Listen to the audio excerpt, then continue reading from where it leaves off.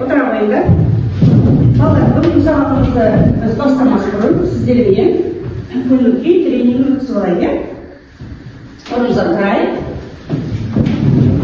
Кәне бірге көңіл-күймен айтамыз, иә? Тыңдаңыз. Ұйымшыл боламыз. Белсенділік танытамыз. Сәттілік тілейміз. Жақсы балалар, тамаша. Балалар, өткен сабаққа шолып жүрсек, үй жұмысы біз не беріп едік, өткен сабақта не беріп едік түсінемін? Айта қойыңдар.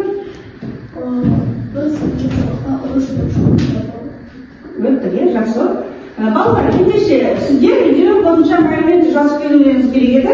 Қазір бұл мәлімет оқымай қойып, мынандай сұрақтарға жауап беріңізші, бір-екі сұраққа жауап беріп, ойыңызды түйіндейік, иә? Ұлы жібек жолы туралы не білесіңдер? Амина, айта ғой. Ұлы жібек жолы Қазақстанның өткен сауда-саттық жолы. Жақсы, тамаша. Яғни Қазақстан арқылы өткен үлкен сауда-саттық жолы, иә, тамаша. Келесі мынандай сұрақ. Бұл жол арқылы қандай сауда-саттық жасадың? Қандай сауда жасадың? Айта білесің? Ұлы жібек жолы арқылы Қытай жібек, мақпал, тұрған материал, киім-кешектер, барған тауарлар, сауда-саттық жасалған. Жақсы, тамаша. Енді, қай ұлы жібек жолы қай мемлекеттер шекарасы арқылы өткен? Қай шекарасы арқылы өткен? Қай мемлекеттер? Кәне, өздерінің жазған мәліметтеріне қарауларында болады сол пәтерлеріне. Үйде жазыңыздар ғой. Қай шекаралар арқылы өткен? Қай елдер арқылы өткен? Жібек жолы. Қандай елдер арқылы? Кәне? Қандай елдер арқылы? Еске сөйлеп, Византия қандай? Дұрыс айтасыңдар? Дұрыс айтасыңдар? Жақсы, тамаша балалар. Ең басты шикізаты не болды осы ұлы жібек жолын өзі алып айтып тұр? Қытайдың несі болды?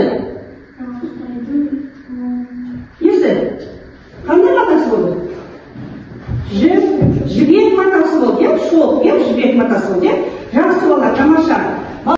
Балалар, бүгін біз бағалау тұрып, бізде өзіңіз бағалау, өз-өздеріңді бағалап отырасыз. Мен сіздерге ұялы телефондар таратамын. Сол ұялы телефондарға әрбір жауаптарыңды тапсырмалар бойынша белгілеп отырасыздар. Жақсы ма?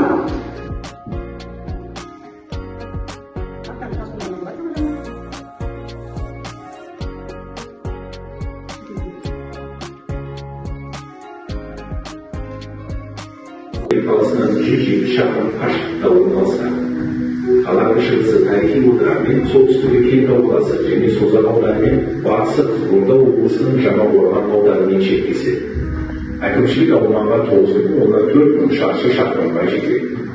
Түркістан көне заманда шалғар деп аталған. Ұлы жібек жолының бойында Қаратау мен Сырдария өзендерінің ортасында орналасқан ежелгі қала. Сол заманда шаһарға тырнадай тізілген қоңыраулы керуендер батыстан да, шығыстан да ағылып келіп жататын болған. Қожа Ахмет Яссауи кесенесі Түркістан қаласында 14 ғасырдың соңында тұрғызылған архитектуралық ғимарат. Қожа Ахмет Яссауи дүние салғаннан кейін халықтың көп жиналуымен өзіне арнап соғылған кішкене базарға жерленген. Кейін бұл кесене мұсылмандардың жаппай төліп ету орнына айналды. Түркістан қаласындағы Ахмет Яссауи ғимараты орта ғасырлы сәулет өнерінің көрнекті ескерткіші. Ол 12 ғасырда өмір сүрген бүкіл шығысқа аты әйгілі көне түркі ақыны, софизмді уағыздаушы Ахмет Яссауидің яссыдан шыққан маңында да бейінді басына орнатылған. Оңтүстік Қазақстанда Сайрам деген жерде тұрған Ахмет Яссауи сол кездегі ғылым мен ағартудың орталығы ретінде белгілі болған Отырар қаласында білім алады. Кейін Бұхарда Юсуф Хамадани басқарған соғылар қауымына кіріп, дәуіштік мектепке өтеді.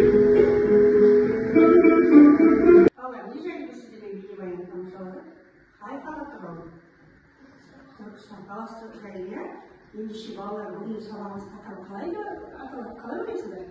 Қай қала? Тарихи қаланың бірі. Қай қала тұрады? Түркістан тарихи қала. Иә, дұрыс айтасыңдар. Бүгінгі сабағымыз тақырыбы Түркістан тарихи қала. Жақсы. Балалар, бүгінгі сабағымыздың мақсатымен танысып кетейік. Бүгінгі сабағымыздың мақсаты коммуникативті жағдай бойынша диалогпен қатысушылар өзара түсінісіп, ойларын толықтырып отыру, етістіктің шарттарының ауыспалы тілге жақсы түсінетін білу, ауызша және жазба жұмыстарда қолдану. Бұл сабағымыздың мақсаты осындай бар. Осы мақсатқа біз жетуіміз керек. Қазір балалар, диагностика қабырға әдісі арқылы біз сіздермен топқа бөлініп аламыз. Қазір мен сіздерге карточкалар таратамын.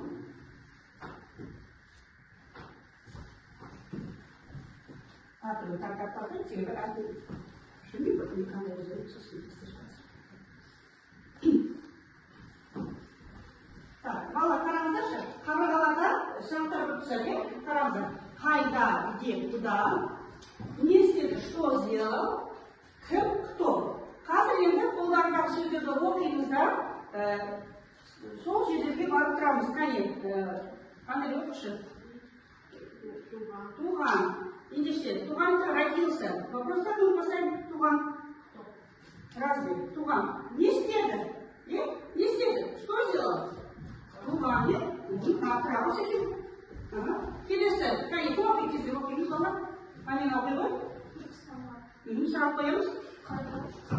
Жақсы, қайда? Түркістанға. Келесі, елін оқи ғой? Вова, дұрыс, жақсы, қарабы. Так, келесі сұрақ, келесі сөз, қайын оқиды? Лиза оқиды? Сұрақ? Кім, жақсы, қарабы. Так, Ерасы оқи ғой, қайын? Ерасы? Барды, сұрақ? Не істеді, не істеді? Қарабы. Аделина? Сайранда. Қайда, правы. Балалар, енді ортаға келеміз, жақындаймыз. Кәне қолдарында карточкалар бойынша сөйлемдер құраймыз, сөйлемдер құраймыз. Кәне, кімі қолында қандай болды, Лиза? Әркіміз, кәне, құрабаймыз. Алла дейміз сөйлем. Кәне, балалар, сөйлем құрастырсақ, кәне сөйлемді оқимыз. Кім оқиды, кәне? Оқи қойды? Вова Түркістанға барды. Жақсы, керемет. Вова Түркістанға барды. Сіздерге қандай сөйлем шықты? Жақсы, керемет. Ендеше, Түркістан, бізде тірек сөз Түркістан, екінші жақта бізде тірек сөз Ахмет Яссауи. Осылай екі топ көреміз. Түркістан бірінші топы, Ахмет Яссауи екінші топ. Балалар отырамыз. Орындарымызға. Кезде жақтарымызға отырамыз. Түркістан. Бірасында жаққа келесің Түркістан тобы.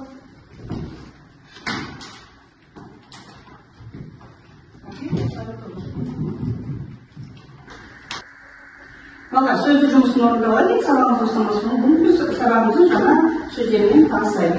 Мен сіздерге карточка түрінде жазып қойдым. Үйде сөз түрінде көшіріп аласыздар, уақытты емдеп түсінеді.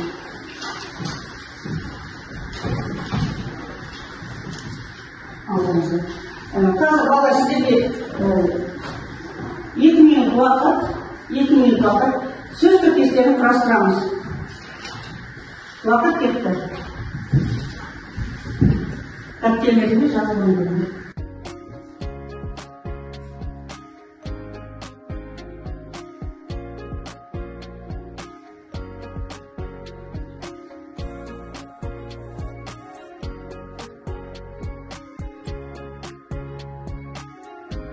Балалар, уақыт аяқталды.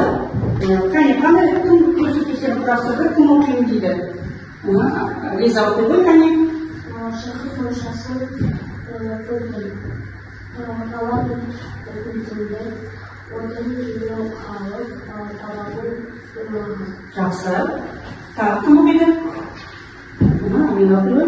Құрып пайдалы бейіз жердің жүктерді цветі тұрақта тұқтар. Жақсы. Дауыстарын шығарады, ішкен. Аделин оқи ғой? Кесенде дұрынғы суы Лыбы безді жиналатты етуге келді тайқазанды көрді. Жақсы, тамаша. Балалар өздеріне ұпай қойды, бал қойды ұмытпаңдар. Қойды, жауаптарға.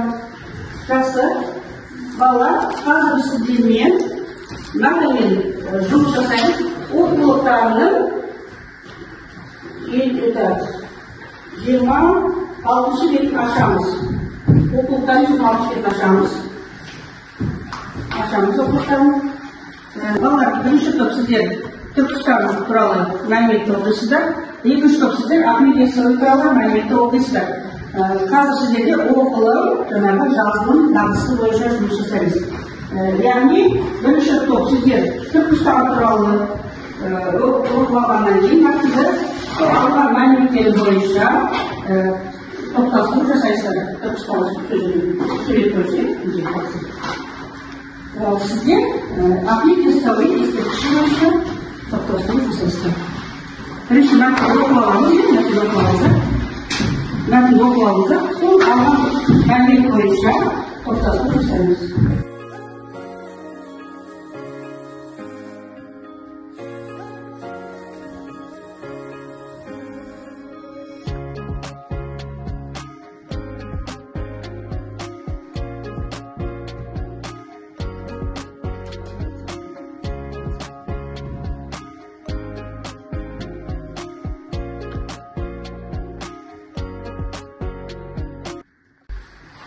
Балалар жұмыс аяқтадық па? Аяқтап болсақ, және ортаға шығып, жұмыстарымызды қорғаймыз, топпен.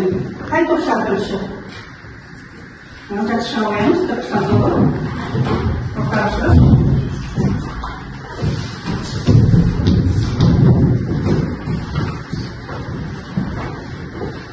Тыңдап отырамыз. Жақсы айтады. Түркістан теміржол вокзалы, балалар энциклопедиясы, тарихи қала, қасиетті жол, бүгін ясы. Бүгін ясы деп аталған екен, жақсы отыра қойыңдар. Келесі Ахмет Яссауи туралы және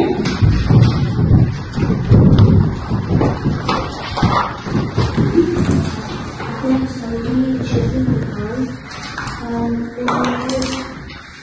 өлеңдер жинағы, диван, мед, тарихи ғимарат, әдебиетке шақырылады, 12-ші ғасырдан өмір сүрген және музей ретінде жұмыс істейді. Жақсы, тамаша, отыра қойыңдар. Қошемет көріп қойыңдар, жұмыстарыңызға болған. Балдар, ережеге бөлмалдары қарай, балдар, біздің екінші мақсатымыз бойынша ауыспалы келешақ туралы өңдеуіміз керек. Ауыспалы келешақ дегеніміз не? Іс-қимылдың алдағы уақытта іске асатынын білдіреді. Ол негізінде етістіктің түбіріне А, И жұрнақтар жағында көрсетіледі. Мысалы, біз айтқанды орындаймыз. Переходное будущее время образуется путем прибавления к основе глагола после согласных А, Е, личных окончаний, например, айтамын, скажу, келемін, приду, приеду. После гласных И, личных окончаний, сөйлеймін, буду говорить, қараймын, посмотрю. Балалар, енді қазір осы ережені алдарыңызға тағы да таратып беремін. Ережені тағы да бір көшірді өздеріңіз оқып шығасыздар. Содан кейін оқулықта жазылым орындаймыз, яғни 8-ші тапсырманы орындаймыз, балалар, 8-ші тапсырманы.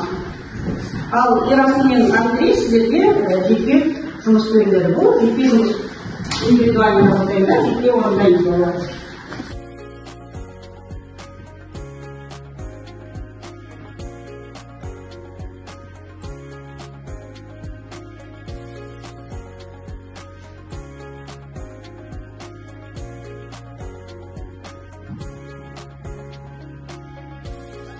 Балалар, аяқтадық па?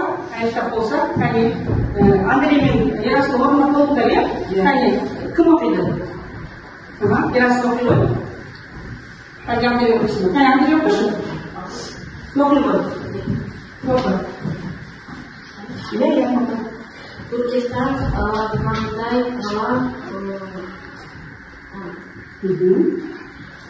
Түркістан тарихи қала. Жақсы, таптың. Келесі. Ахмет Яссауи қайда туған? Ахмет Яссауи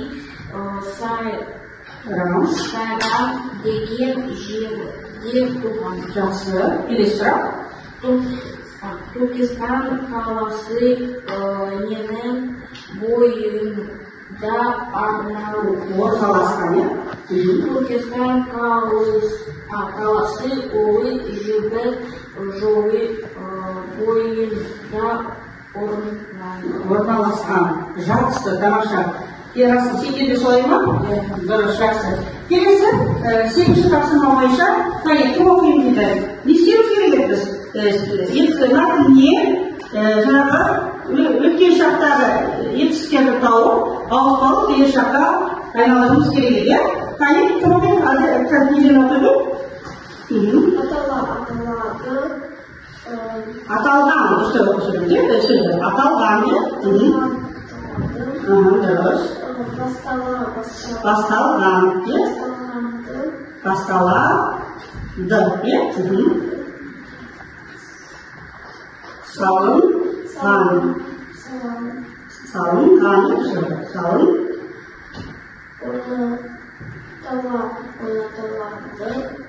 Ұнатылады, иә? Ұнатылады. Амина, қандай жылы ауызша дұрыс сөздердің бәрі? Ауызша келе шақа? Иә, сөйле.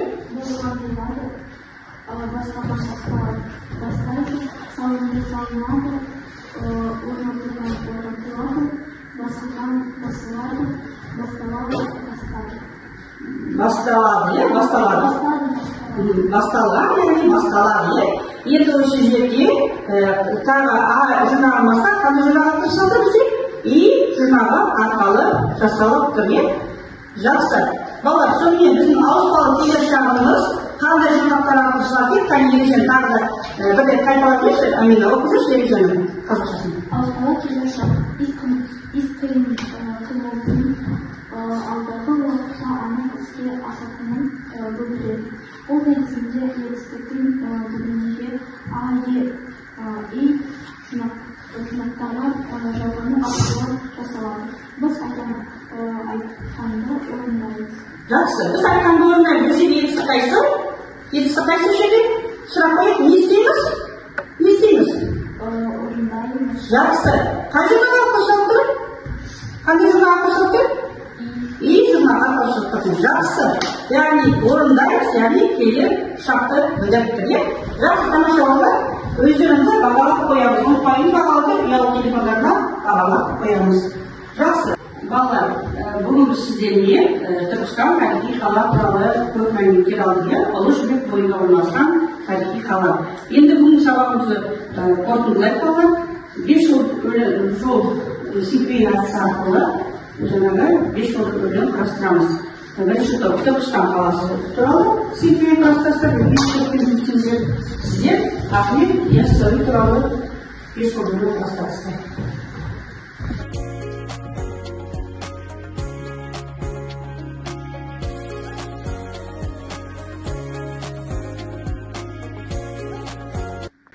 Болса, қайта оқып кетер, өзін секпейін. Шағырға қаршы оқып Бірінші Түркістан қаласы, екінші ежелгі аса, үшінші көлденең шабыттандырады, сақтайды, төртінші тарих пен мәдениеттің мекені, бесінші мұрат.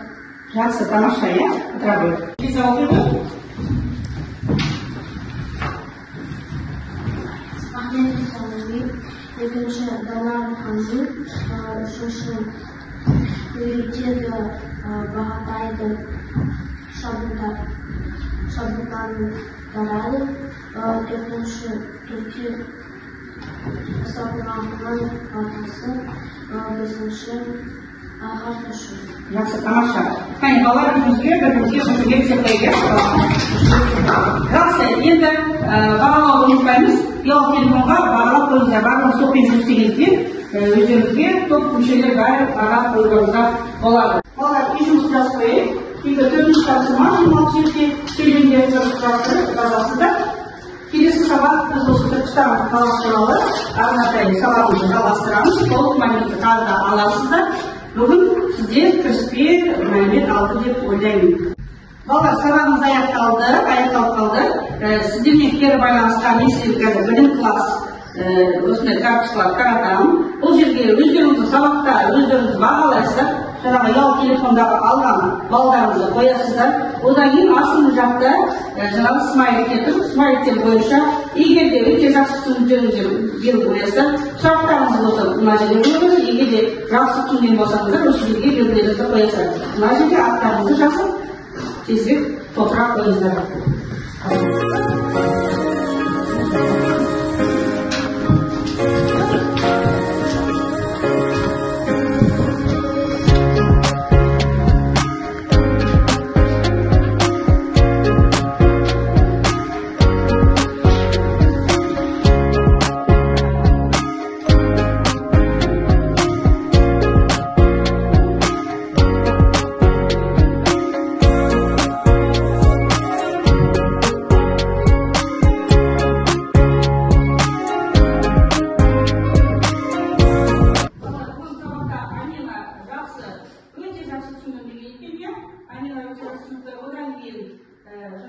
Түсінікті дейді, 10 балл деген баға өтті, мен келісемін.